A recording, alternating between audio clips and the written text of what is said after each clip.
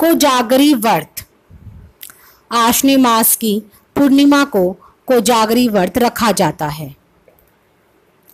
इस दिन विशेष रूप से देवी लक्ष्मी की पूजा करने का विधान है। यह व्रत लक्ष्मी जी को प्रसन्न करने वाला माना जाता है। इस दिन रात के समय जागरण या पूजा करना चाहिए, क्योंकि कोजागर या कोजागरी व्रत में एक प्रचलित कथा है कि इस दिन माता लक्ष्मी रात के समय भ्रमण कर यह देखती है कि कौन जाग रहा है। जो जागता है उसके घर में मां अवश्य आती है। ऐसा माना जाता है कि पूर्णिमा को किए जाने वाला कोजागरी व्रत लक्ष्मी जी को अति प्रिय है। इसलिए इस व्रत का श्रद्धापूर्ण पालन करने से लक्ष्मी जी अति प्रसन्न हो जाती है और धन व समृद्धि का आशीष देती है। इसके अलावा इस व्रत की महिमा से मृत्यु के पश्चात व्रती सिद्धत्व को प्राप्त होता है। कोजागरी व्रत विधि। नारद पुराण के अनुसार आश्विन मास की पूर्णिमा को प्रातः स्नान कर उपवास करना चाहिए। इस दिन तांबे अथवा मिट्टी के कलश पर पीतल, चांदी, तांबे या सोने से बनी लक्ष्मी प्रतिमा को कपड़े से ढककर विभिन्न विधियों द्वारा देवी पूजा करनी चाहिए। इसके पश्चात रात्रि को चंद्रोदय होने पर सोने, चांदी अथवा मिट्टी के घी से भरे हुए 100 दीपक जलाने चाहिए। इसके बाद दूध से बनी हुई खीर को बर्तन में रखकर चांदनी रात में रख देना चाहिए। जब एक पहर यानी कि करीब 3 घंटे बीत जाएं, तब चांद की रोशनी में रखी हुई खीर का देवी लक्ष्मी को भोग लगाकर उसमें से ही ब्राह्मणों को प्रसाद स्वरूप दान देना चाहिए और उनके साथ ही मांगलिक गीत गाकर तथा मंगलमय कार्य करते हुए रात्रि जागरण करें। तदंतर अरुणोदय काल में स्नान करके लक्ष्मी जी की वह स्वर्णमय प्रतिमा आचार्य को अर्पित करें।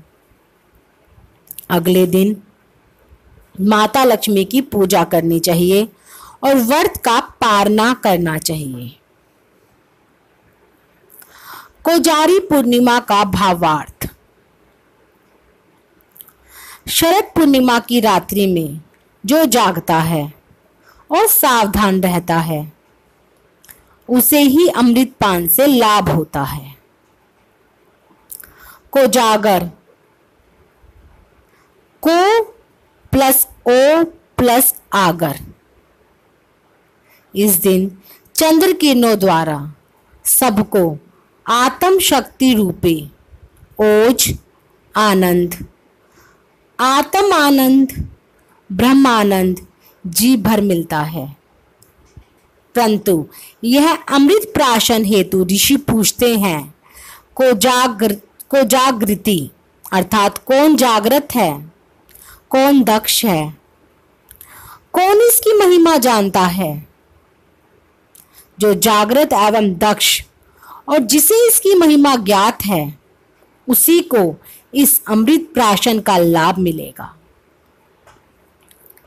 कोजागरी पूर्णिमा का महत्व। इस रात्रि की मध्य रात्रि में देवी महालक्ष्मी अपने चरण कर कमलों में वर और अभ्य लिए चंद्रमंडल से भूतल पर यानी संसार में विचरती है और मन ही मन संकल्प करती है कि कोजागृति अर्थात इस समय भूतल पर कौन जाग रहा है और जो जाग रहा हो मेरी पूजा में लीन रहे उस मनुष्य को मैं आज अन्न धन से संतुष्ट करती है।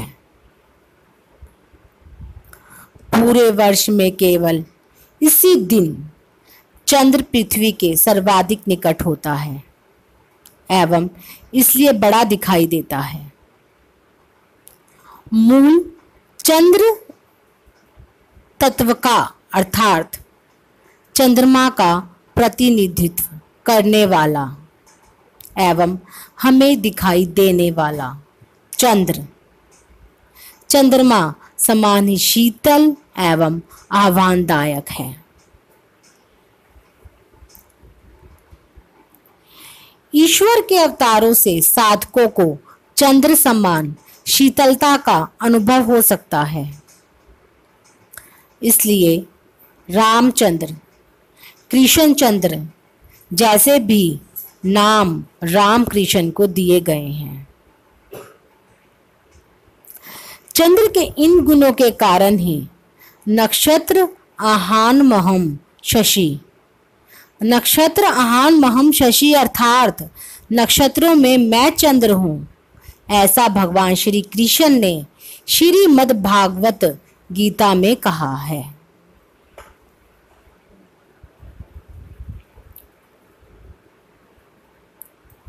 इस प्रकार प्रतिवर्ष किया जाने वाला यह कोजागर व्रत लक्ष्मी जी को संतुष्ट करने वाला है।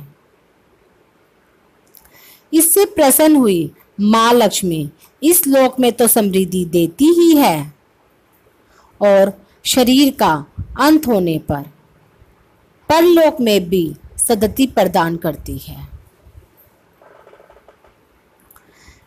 इस दिन नव अन्न यानी नए धान्य से भोजन बनाते हैं। इस व्रत के रात्रि काल में लक्ष्मी एवं ऐरावत पर बैठे इंद्र की पूजा की जाती है। पूजा के पश्चात देव व पितरों को कच्चा चिवड़ा यानी पोहे एवं नारियल का जल समर्पित कर उसका प्राशन नैवेद्य के रूप में करते हैं। तदुपरांत उसे सब में बांटते हैं। शरद ऋतु की पूर्णिमा की श्वेत चांदनी में चंद्र को गाढ़े किए गए दूध का नैवेद्य चढ़ाते हैं।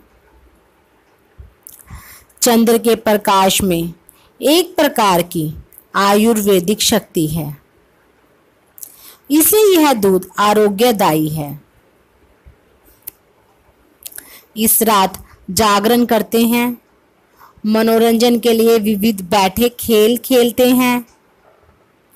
अगले दिन सवेरे पूजा के पारण यानी व्रत के उपरांत पहला भोजन करने की क्रिया करते हैं।